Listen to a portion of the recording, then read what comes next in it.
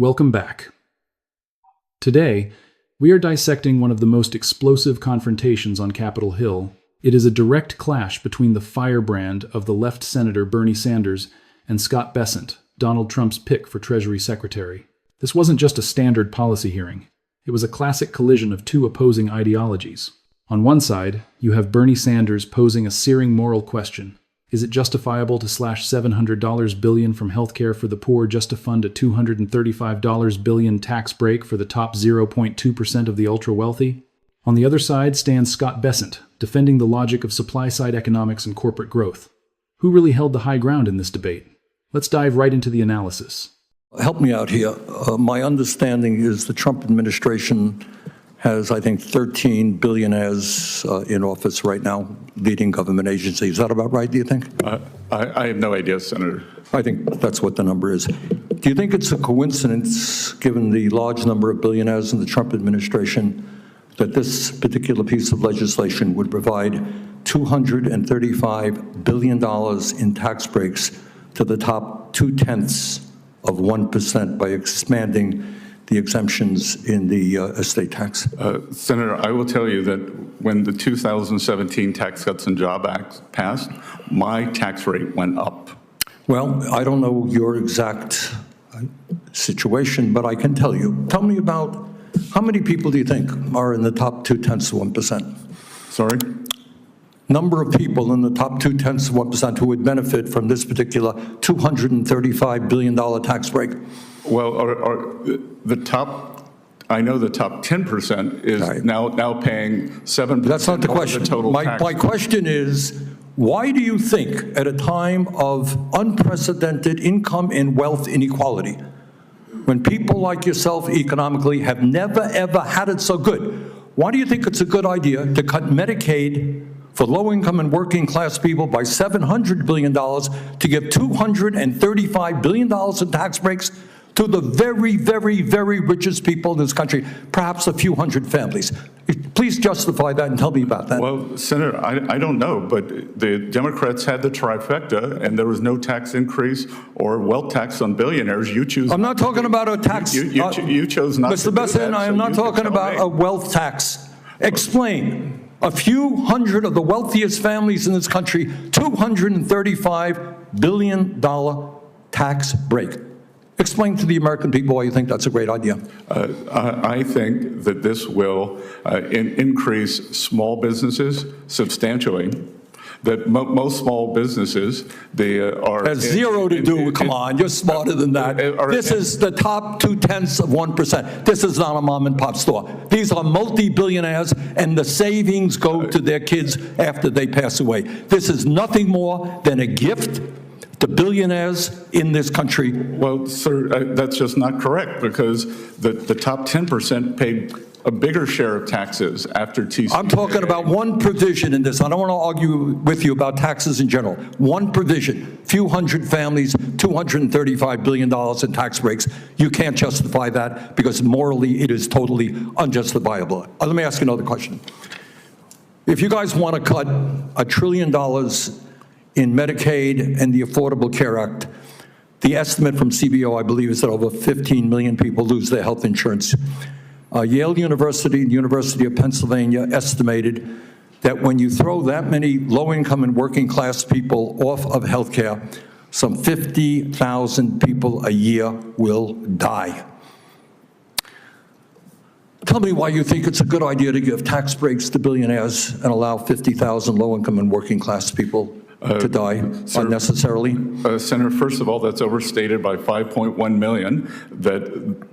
That is not attributed to this bill. It is simply... It's a combination. That's true. No. You all had a scheduled expiration of Obamacare subsidies, and you did not extend that when you were in charge. 5.1 million. 1.4 million illegal aliens on Medicaid. All right, look, and there are work requirements. And our goal is to get more money to children and mothers. Really? Your goal is to get more money to children, and working people. Really, come on. Do you know how many people, and I was surprised to hear this, I don't know if you know it or not, how many people lose their jobs every year, quit, get fired or whatever. Do you have any idea? Well, there's something called the quits rate, and so when the job market is strong, I understand. more people quit. But yeah, I was surprised that I just researched this. I don't know. Do you happen to know? I don't know the number. I was surprised. Would it be shocking to you? It was to me. 20 million people leave their jobs a year. Doesn't shock you, right? It's a big labor force, right? Yep. So somebody leaves the job, maybe they move, maybe something happens in their lives, right? We have a lot of transition in the labor market, correct? Maybe they get a better job. Right, exactly. Maybe they do. Or maybe they have to stay home, their wife gets sick, whatever, we don't know. But 20 million people lose their jobs in a given year, leave their jobs in a given year. Are those people lazy? What happens when I leave my job and maybe I have to move to another state to take care of my ill mother, and I desperately need Medicaid? Am I too lazy now to be able to get Medicaid? I think that's a mischaracterization of the work requirement. Really? Well, I'm not quite so sure it is. I don't, okay. Well, thank you very much, Mr. Chairman. Thank you, Senator. I've been trying to keep everybody right at 5 minutes so that I can get out of here. I was supposed to get to the floor. That's why I was rushing everybody. That's not going to happen. And so I will just take another minute or two with you, Mr. Bessent, before we wrap up. You've received a lot of questions today about the $2.4 trillion score of the CBO. And you've explained very well that the president has raised a number of dollars in tariff revenue, and we ought to be looking at the combined activity, in my opinion, of what the president and the Congress are doing together, including this one big bill, as well as many other actions of the president and Congress. And Senator, if I may for a moment, just to show I also interrupt Republicans, is that the CBO, I am not attacking the people who work at the CBO. Sure. I am attacking their methodology, and the methodology is completely illogical. It assumes baseline growth of 1.7 or 1.8% for the economy, if the tax bill were to expire and we would have the biggest tax increase in history. CBO still believes we're going to grow at 1.8%. I think we could see, there is a chance that we could see something maybe even approaching a double-digit decline. I don't think it would be that severe. On the other side, when we give permanence to this bill, when we reiterate and reinstate the expensing, we get no credit for the acceleration that we are going to see. And so that is why I reject the CBO scoring, that the $2.8 trillion in tariff revenue is, as I told the senator, coincident. Well, thank you. You anticipated my question, and I'm going to just elaborate a little more and then ask you a final characterization here. The CBO does not use dynamic scoring, at least not very well. And as you indicated, in the CBO score that shows a $2.4 trillion deficit, it assumes that the economy is not impacted by the bill. That the bill, I'm reading, by the way, from a CEA report, and I think you're probably familiar with this report. Kevin Hassett is the one that shared it with me.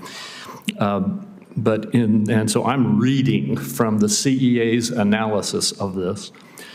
CBO's current 10-year economic projection assumes real GDP growth will average 1.8% over the next 10 years.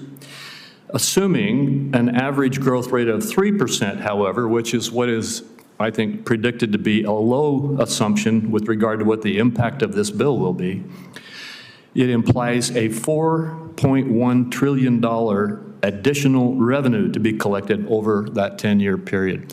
So I guess my question is, if we were to look dynamically rather than statically, and start with the CBO score, that is a static score, and then evaluate it dynamically in terms of what it will do. The CEA says if you just assume a conservative estimate of 3% growth in the economy, that you'll see $4.1 trillion of additional revenue.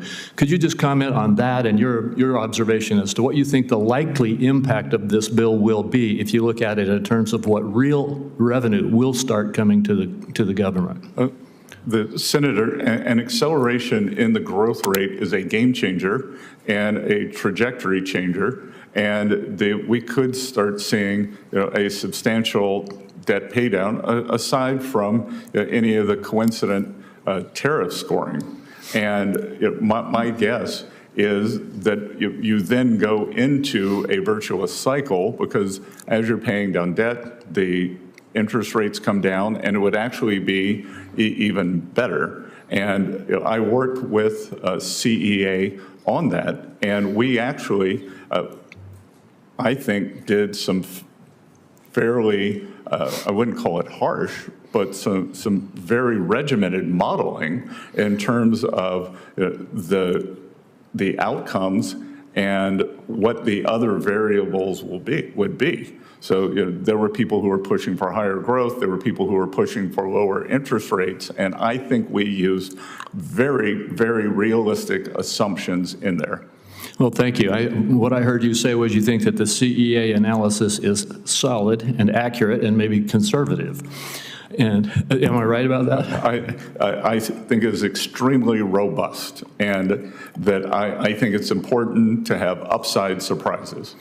So for those who want to continue to quote the CBO score, I think they should at least also acknowledge that there is a dynamic analysis, starting with that score, that shows what the real impact on the economy and the real impact on the deficit will be. And by my math, using the numbers in the CEA report, using the robust and very rugged analysis that they do, it would be a 1.6 trillion or 1.5 or 6 trillion dollar deficit reduction rather than a 2.5 trillion dollar deficit increase. And Senator, other than the many other tragedies of COVID, one of the economic outcomes that was not allowed to happen was when you think about the 100% expensing for the period of President Trump's first term, that you eat the expensing in the front years, but you are really, however you want to say it, cocking the spring, pulling the rubber band back, and then you get the full economic might of the new industrial equipment, the jobs that have been created. So COVID interrupted what I think would have been a very powerful path up because of that expensing, the creation of new capital stock, and the creation of new jobs. As the hearing concludes, we are left witnessing two parallel realities in American politics.